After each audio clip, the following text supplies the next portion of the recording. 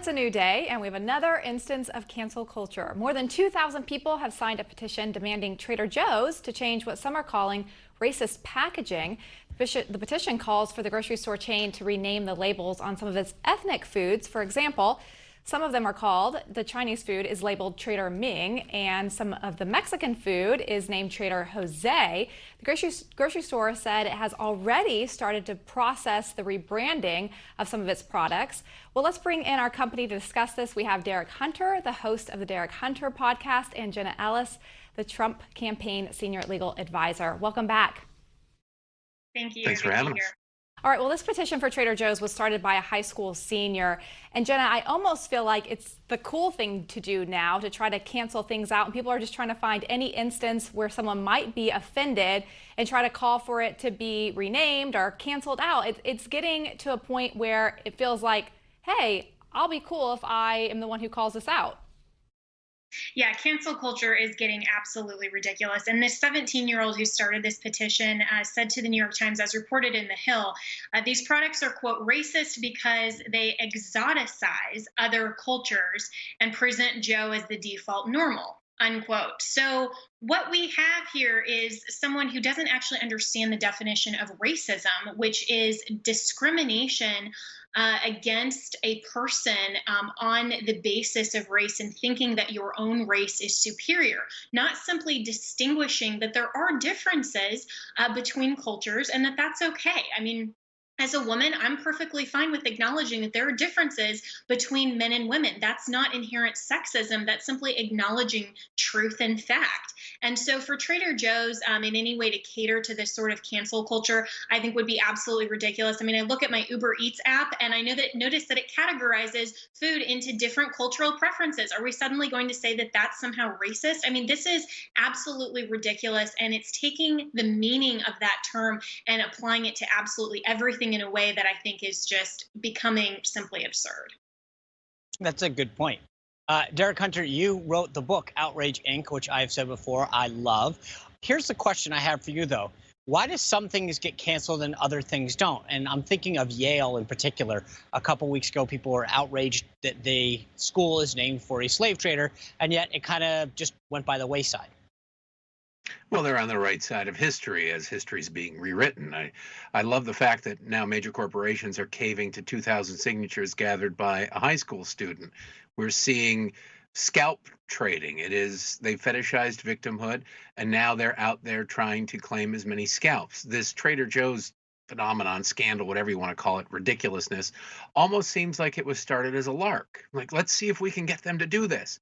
And then the kids will be giggling a week later going, oh my God, do you believe they actually did that? What can we do next? Kmart, because KKK Mart. What if somebody with a stutter comes along and says Kmart? We must change the name of that. It's a frenzy. If you've ever seen at an aquarium store, an aquarium full of piranha where they drop in a meatball and they go crazy and there's that absolute frenzy, that's what the left is now. You can't parody it. It's a good thing Saturday Night Live is on hiatus right now because they wouldn't be able to cover this. The Babylon Bee is going to struggle with things going forward because reality is becoming a parody. We could be having some great sketches from SNL. Well, Jenna, I want to switch gears a little bit to something that's the opposite of being canceled. It's getting brought back. The president's coronavirus briefings, he mentioned today that he's going to bring this back as soon as tomorrow.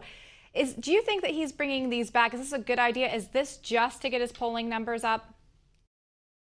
No, I think that this is a reflection of, what's going on with all of the news, especially last week when we saw how so many different outlets were actually reporting the coronavirus increases that didn't actually match what was really going on in their state. I think that there's a lot of misinformation out there. And so people want to hear from the president.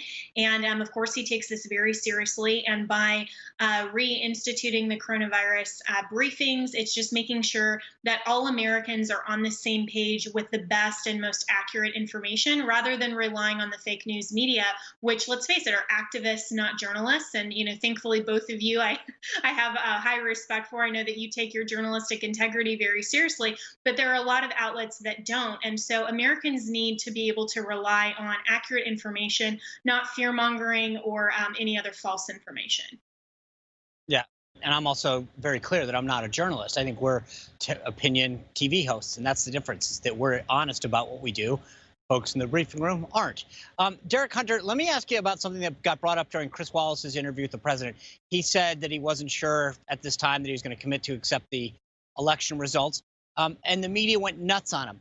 But at the end of the day, Hillary Clinton hasn't accepted losing in 2016. She was the one who harped on him, but she hasn't. She's come up with a million excuses. And Stacey Abrams keeps talking about how the election in Georgia was stolen from her. Yet there's no media attention about those folks who don't accept the results of the election. Stacey Abrams is likely on cable television right now, and Hillary Clinton is at the Northern White House plotting her reelection strategy. Look, if it weren't for double standards, these people wouldn't have any standards at all.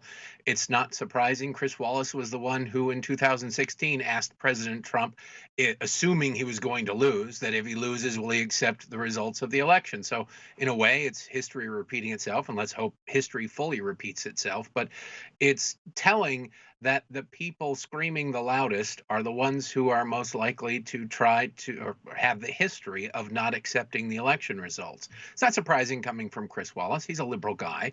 He's at least semi-honest about his liberalism and does question Democrats a little bit more harshly than others. But to think that the president would sit there and say, well, yes, I would immediately start packing up my sock drawer and leave the White House, for the same reasons he wouldn't answer that question in 2016 are the reasons he shouldn't answer the question in 2020, is you don't start acting as though you're losing. You fight to win and you act like you're going to win. It's that simple.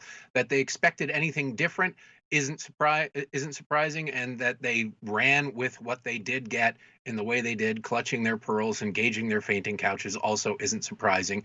There was no answer he could give to that question that they weren't going to throw a fit over. You know, Derek, what you just said is so perfect, because no candidate should ever answer a question about losing. You join a race because you think you're going to win, and you always talk about winning. And I think the president should have probably said that. But at the end of the day, you're right. No one ever says, yeah, when I lose, because then why are you running in the first place, and how do you get your base excited? Anyway, great point. Look forward to having you both back real soon and continuing the conversation. Thanks for having us. All right. Well, a lot of hot button issues that we covered today, and Sean and I will give you our take when we return after the break.